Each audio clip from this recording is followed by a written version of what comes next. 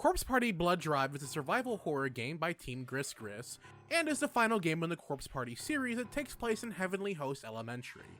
The game is an immediate continuation after Corpse Party Book of Shadows, which takes place after Corpse Party found on PSP and 3DS.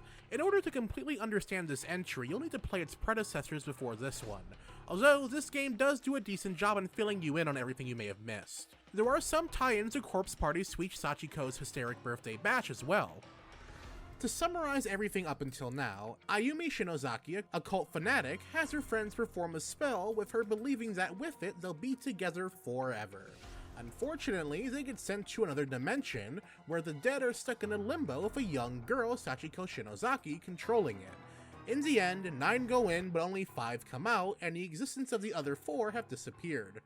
In Book of Shadows, the second verse is the same as the first, where the canonical ending to the original is unfortunately an ending where it's discovered that everything is going into a time loop, and unfortunately the surviving cast don't remember until it's too late. At the end, with Sachiko properly defeated and her dimension destroyed, Ayumi goes to Sachiko's home with her older sister after hearing it's possible for the dead to come back to life using the Book of Shadows. This brings us to where we are now. The revival spell has gone completely wrong, and Ayumi's sister is killed in the process, and Ayumi loses the Book of Shadows on top of that. Believing that everything that's happened up until now was all her fault begins to weigh heavily on her mind.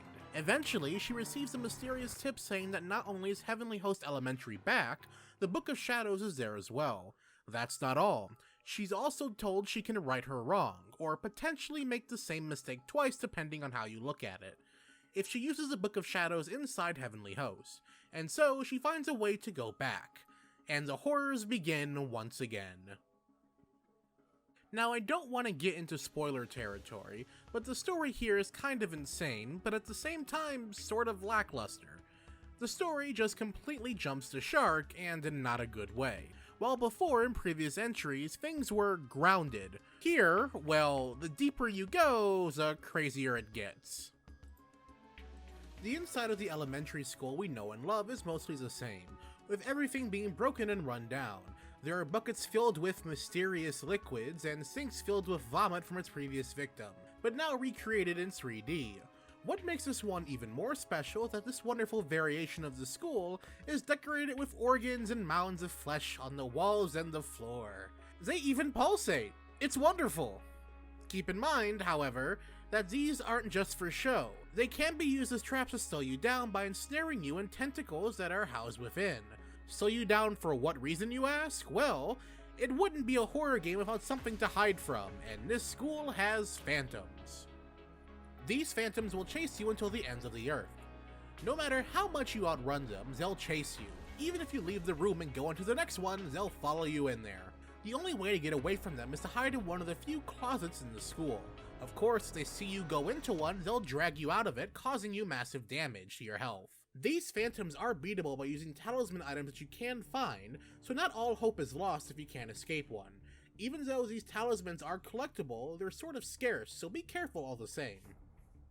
Blood Drive has 2 health bars, one for your physical health, for when you step on glass, get hit by a phantom, fall through floorboards, and etc., and one for your mental health, your darkness meter.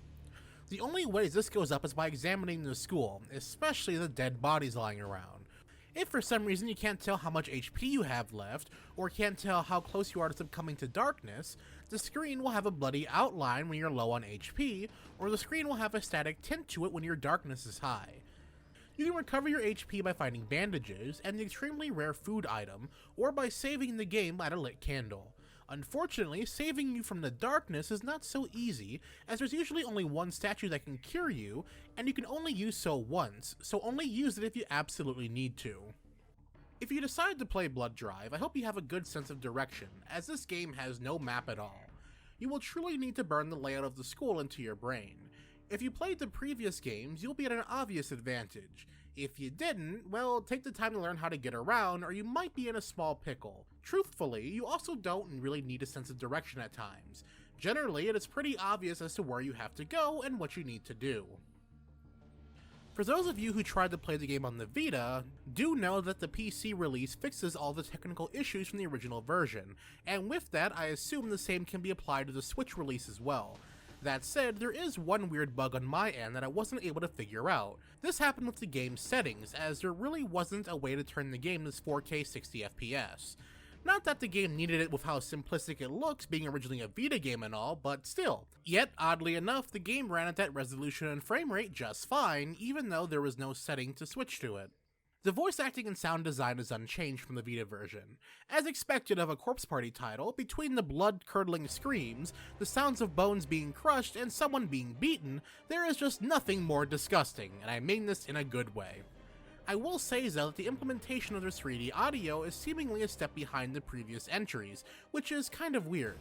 Granted, most of the time it works as intended, but then you have it where the sound design is just completely wrong and it can really take you out of the experience. Not to mention that there were rare times where the music would drown out their voices too.